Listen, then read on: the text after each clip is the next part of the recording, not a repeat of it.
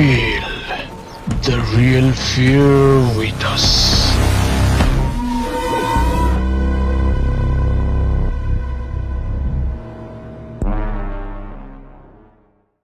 প্রিয় লিসেনার্স, আসসালামু আলাইকুম। Feel the real fear with us. সত্যিকার ভয়ের অনুভূতি পেতে আফনান দ্য হরর ওয়ার্ল্ডের সাথেই থাকুন। দেশ ও দেশের বাইরে যে যেখান থেকে আফনান দ্য হরর ওয়ার্ল্ডের আজকের হরর নাইটের 108তম এপিসোডের সাথে যুক্ত হচ্ছেন বা পরবর্তীতে হবেন, সকলকে জানাচ্ছি শুভেচ্ছা ও ভালোবাসা। আশা করি সবাই ভালো আছেন, সুস্থ আছেন। প্রিয় লিসেনার্স, আজকের এই এপিসোডে একটি ঘটনা নিয়ে হাজির হয়েছি। এই ঘটনাটি আমাদেরকে যিনি দিয়েছেন, ওনার নাম মোহাম্মদ সাগর কাজী। ওনার বাড়ি বাগেরহাট জেলার মোল্লাহাট উপজেলার উদয়পুর উত্তরকান্দি গ্রামে। উনি যে ঘটনাটি আমাদেরকে পাঠিয়েছেন, এই ঘটনাটি ওনার এলাকার অনেক মানুষ জানেন বলে আমাদেরকে জানিয়েছেন। আপনাদের জানা বা আপনাদের সাথে ঘটে যাওয়া সত্য ভয়ের ঘটনাগুলো কিন্তু আমাদেরকে লিখে বা রেকর্ড করে afnanthehorrorworld@gmail.com এই ইমেল অ্যাড্রেসে ইমেল করতে পারেন। ইমেল অ্যাড্রেসের স্পেলিংটা বলে দিচ্ছি, AFNANTHEHORRORWORLDBD afnanthehorrorworld@gmail.com। স্পেলিংটাও আমরা আমাদের ভিডিওর ডেসক্রিপশনে দিয়ে রেখেছি, সেখানে গিয়ে স্পেলিংটা চেক করে নিতে পারবেন।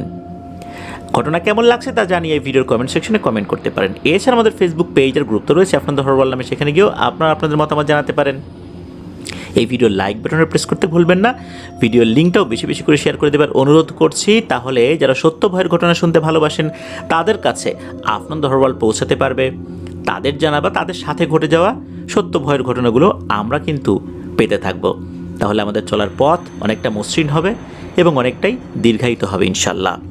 প্রিয় লিসেনার্স, আফনান্স পি ইউটিউব চ্যানেলে কিন্তু প্রতি রবিবার অমীমাংসিত রহস্যের সিজন 2 আমরা কিন্তু চালু করেছি, আর মঙ্গলবার থাকছে ফিয়ার উইথ টুয়েসডে।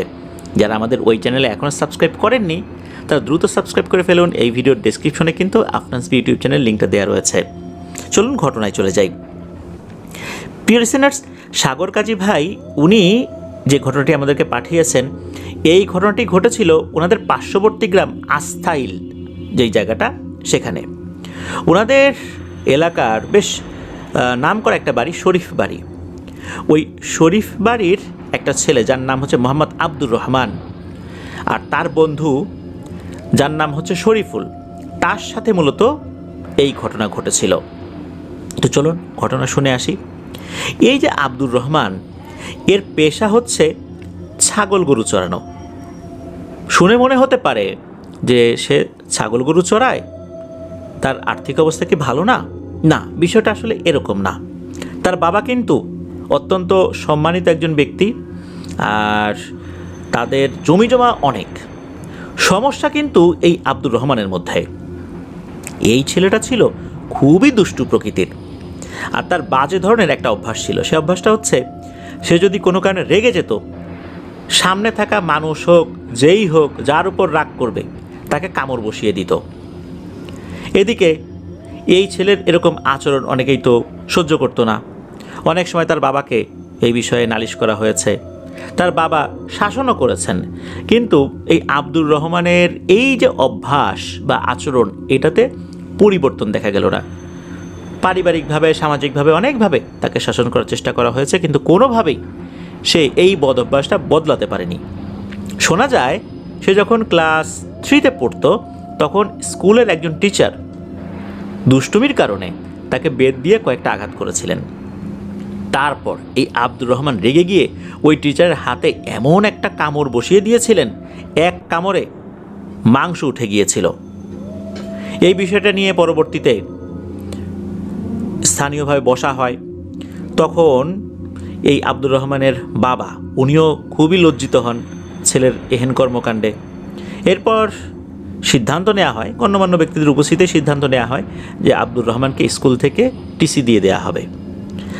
আর আব্দুর রহমানের বাবাও চিন্তা করলেন, এই ছেলেকে যদি এখানে রেখে দেওয়া হয় ভবিষ্যতে আবার এই টাইপের কাজ করবে, কারণ তার এই বদভ্যাস তো বদলানো যাচ্ছে না। এই জন্য তিনিও চিন্তা করলেন, একে দিয়ে আর লেখাপড়া হবে না, ওর কাজ শেষ, ওকে দিয়ে এখন গরু ছাগল চড়ানোই লাগবে। এরপর মূলত আব্দুর রহমানের বাবা উনি কী করলেন, ছেলেকে স্কুল থেকে নিয়ে একেবারে মাঠের কাজে লাগিয়ে দিলেন। মাঠের কাজ বলতে বাড়িতে যত গরু ছাগল ছিল সেগুলো চড়ানো, সেই কাজই সে ওই ছোটোবেলা থেকে শুরু করেছে। এইখানে গিয়েও কিন্তু একটা সমস্যা দেখা দিচ্ছে। সেটা হচ্ছে গরু ছাগল তো মানুষের মতো না যে বললেই সে শুনবে, যদি না শোনে সে কোনো কিছুর উত্তর দেবে। তারা তো অবলা প্রাণী, তারা তাদের মতো করে চলাফেরা করবে, এটাই বাস্তবতা। এদিকে হতো কি, কোনো গরু ছাগল যদি ছোটাছুটি করত, আব্দুর রহমান কি করত, ওই গরু ছাগলের পিঠে, ঘাড়ে, পেটে কামড় বসিয়ে দিত। এমন কামড় দিত সেখান থেকে রক্ত বের হয়ে যেত। শুধু যে নিজেদের গরু ছাগলে কামড় দিত তা তো না, সে কিন্তু অন্যের গরু ছাগলেও কামড় বসিয়ে দিত। দেখা যেত যে তাদের খেতে অন্যের গরু ছাগল চলে আসছে, আব্দুর রহমান কিন্তু তার সেই বদভ্যাস সেটা প্রয়োগ করত। এটা নিয়েও কিন্তু অনেক বিচার সালিশ হয়েছে। এক পর্যায়ে গ্রামের লোকজন এই আব্দুর রহমানের নাম দিয়ে দেয় দাঁত কাটা রহমান। দাঁত দিয়ে কামড় দিয়ে কেটে দিত, তো এই জন্য নাম হয়ে গেছে দাঁত কাটা রহমান। আর এই দাঁত কাটা রহমান নামে মোল্লাহাট এলাকার অনেকেই নাকি এই আব্দুর রহমানকে চিনত। এখন যে ঘটনাটি বলবো আর কি, এই ঘটনাটি শুরু হয়েছিল 2012 সালের জানুয়ারি মাসের প্রথম দিকে। তখন কিন্তু প্রচণ্ড শীত।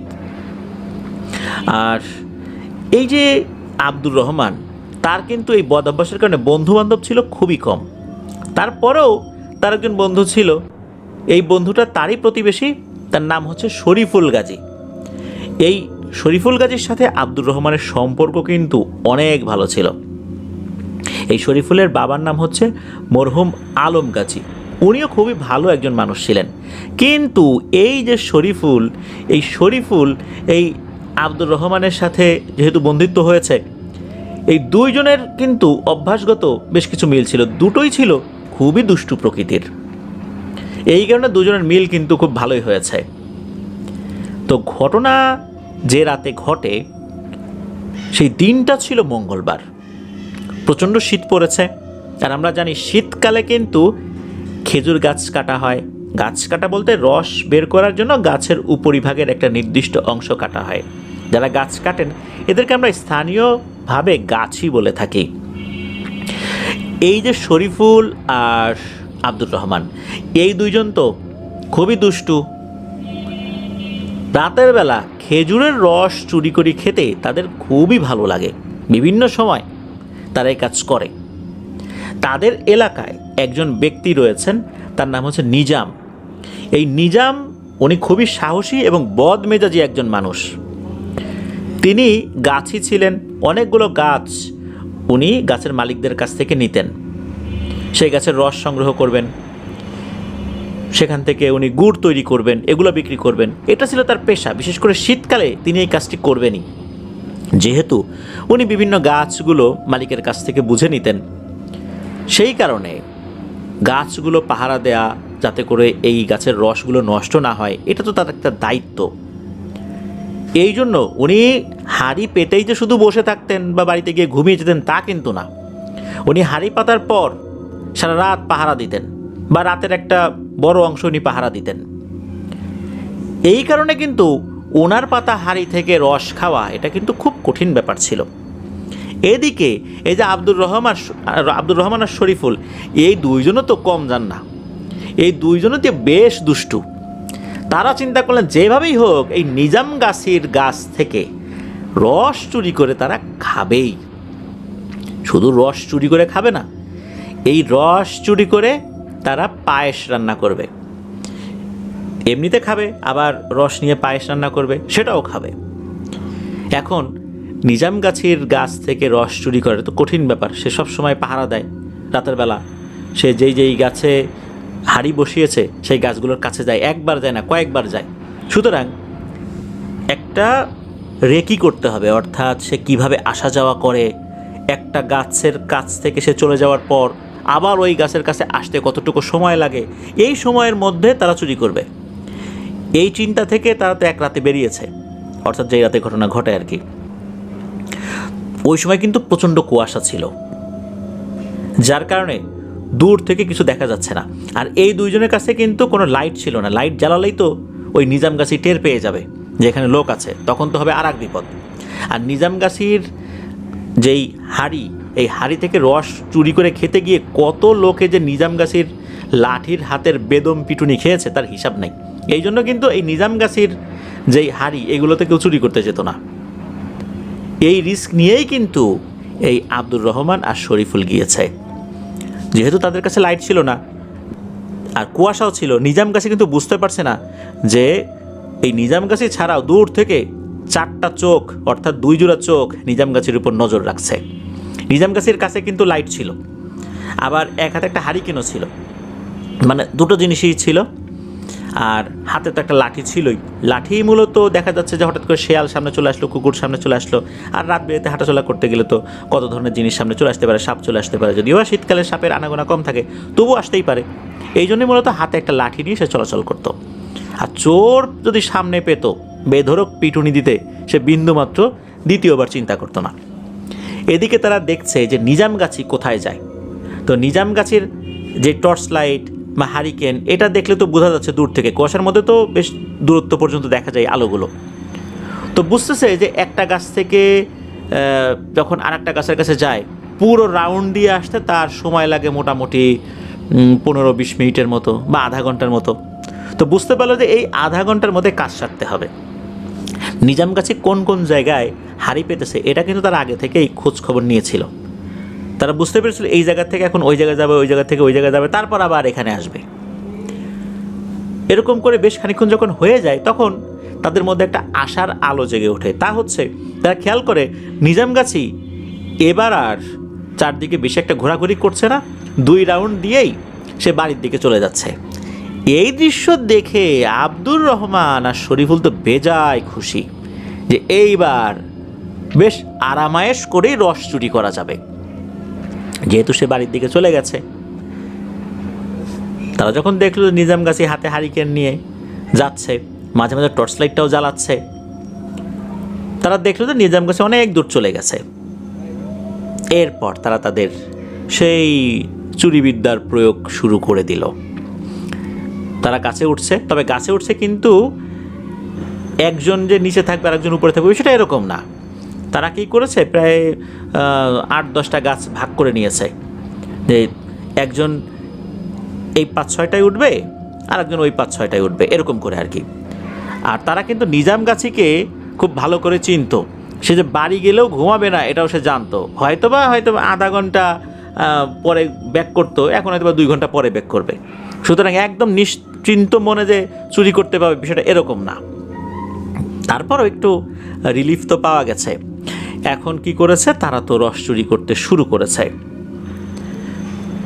এদিকে চারদিকে ঝিঝি পোকার ডাক তো ছিলই। ওই সময় এই আব্দুর রহমান আর শরীফুল ছাড়া আশেপাশে কেউ নেই। তারা তো দুজনের মতো করে কাজ শুরু করতে লাগলো। রসও সংগ্রহ করেছে, রস সংগ্রহ করে এক জায়গায় রেখেছে। এইভাবে কিন্তু তারা কাজ করছে।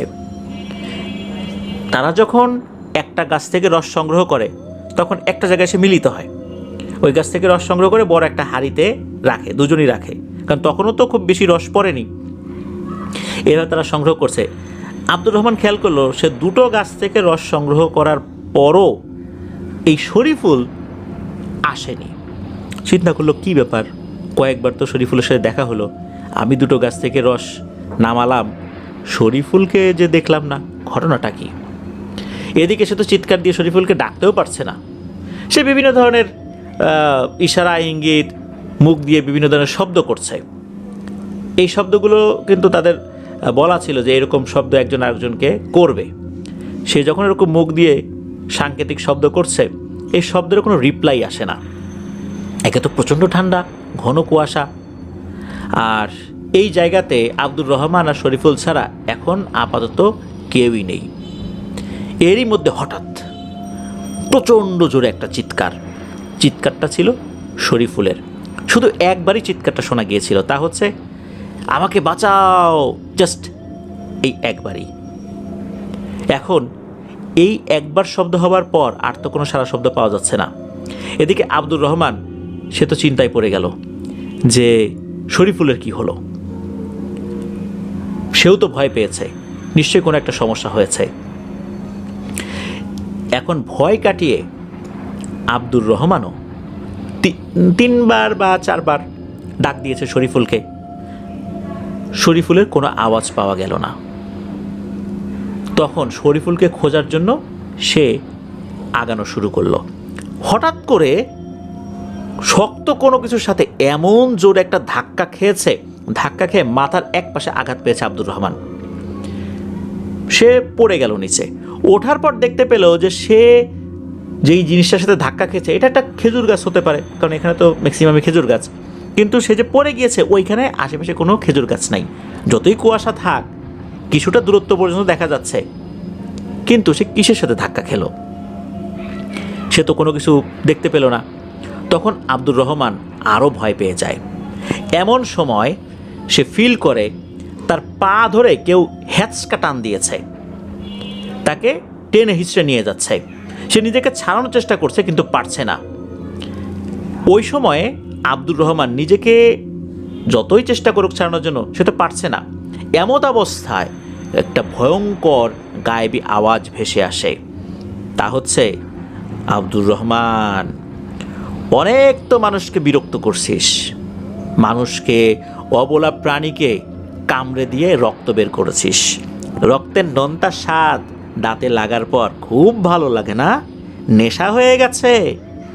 আজকে আমি এসব কিছুর শোধ উসুল করব রে।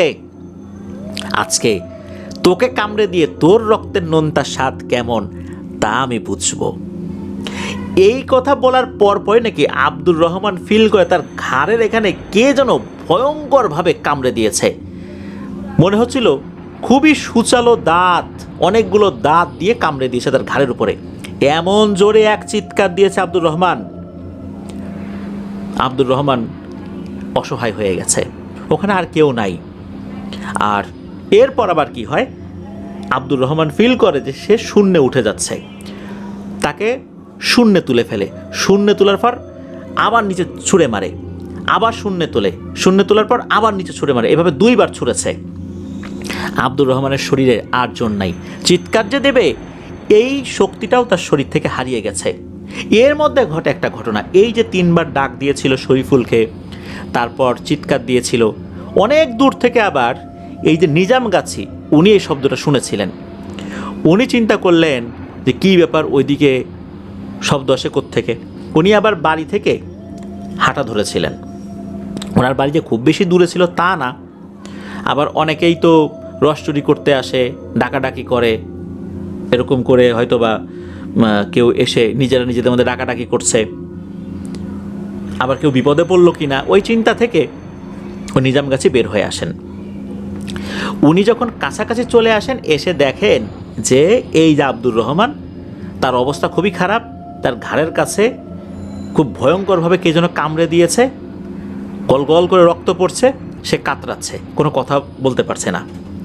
এখন এই যে আব্দুর রহমান, তার যে এই অবস্থা হলো, এই অবস্থা দেখে যে নিজামগাছি সে নিজেও ভয় পেয়ে যায়। এই কারণে ভয় পায় যে আব্দুর রহমানের এই অবস্থা হয়েছে, আর এইখানে তো সবগুলো খেজুর গাছের দায়িত্ব নিয়েছে হচ্ছে এই নিজামগাছি। আব্দুর রহমানের এই অবস্থা হয়েছে, নিশ্চয়ই প্রত্যেক মানুষ বলবে যে সে এই কাজ করেছে, অর্থাৎ আব্দুর রহমান রস চুরি করে খেতে আসছে, আর এই কারণে নিজামগাছি তার এই অবস্থা করেছে। এখন কি অবস্থা হবে? এই আব্দুর রহমানের পরিবার, তারা তো তাকে আস্ত রাখবে না। রস চুরি করে খাওয়ার অপরাধে একজনকে তো এইভাবে জখম করা যায় না। এখন কি করবে? উনি কি এখান থেকে পালাবে না কি করবে? আব্দুর রহমানকে নিয়ে ওনার এখন করণীয় কি? উনি আসলে ওই সময় বুঝে উঠতে পারছে না যে আসলে কি করবেন। তখন সিদ্ধান্ত নিলেন যা হয় হবে, একটা মানুষকে তো বাঁচাতে তো হবে। রস চুরি করে না খেতেই আসে, তাই বলে কি সে মারা যাবে এভাবে? তখন আব্দুর রহমানকে উনি কাঁধে তুলে নিলেন। চিন্তা করলেন এখনই আব্দুর রহমানকে তার বাড়িতে নিয়ে যেতে হবে। যখনই কাঁধে তুলে নিয়েছেন, তখনই হঠাৎ করে ভয়ঙ্কর একটা কণ্ঠে আওয়াজ আসে, হ্যাঁ রে নিজামগাছি, তোর সাথে তো আমার কোনো শত্রুতা নাই, তোকে তো আমি কোনো কিছু করি নাই, এ আমার খাবার, ওকে রেখে দিয়ে যা, ওকে এখান থেকে নিবি না, ওর সাথে এখনো বহুত হিসাব নিকাশ বাকি আছে। এই কথা বলার পরপরই এই নিজামগাছি উনি চিন্তা করেন যে বুঝছি ঘটনাটা কি হয়েছে, এ তো ভয়ঙ্কর কোনো একটা জিনের খপ্পরে পড়ে গেছে। এখন এই নিজামগাছি তো জিনের খপ্পরে পড়ে গেছে, এখন কি করবে? এখন কি একে রেখে যাবে? রেখে গেলে হবে একটা বিপদ, আবার যদি রেখে না দিয়ে চলে যান পরবর্তীতে এই আব্দুর রহমান এখানে পড়ে থাকা অবস্থায় যদি মারা যায়, মারা তো যাবে নিশ্চিত যেহেতু জিনের খপ্পরে পড়ছে, তখন সব দোষ পড়বে এই নিজামগাছির ঘাড়ে। তখন তার নামে মামলা হবে, জেলে যাবে, নিজেকে কোনোভাবেই উনি নির্দোষ প্রমাণ করতে পারবেন না। কি করা? যেহেতু এই নিজামগাছি খুবই সাহসী একজন মানুষ ছিলেন, উনি সিদ্ধান্ত নিলেন না, এভাবে একটা ছেলেকে ফেলে রাখা যাবে না। ছেলেটা যতই দুষ্টু হোক না কেন, ওকে তো এইভাবে আমি ফেলে রেখে যেতে পারি না।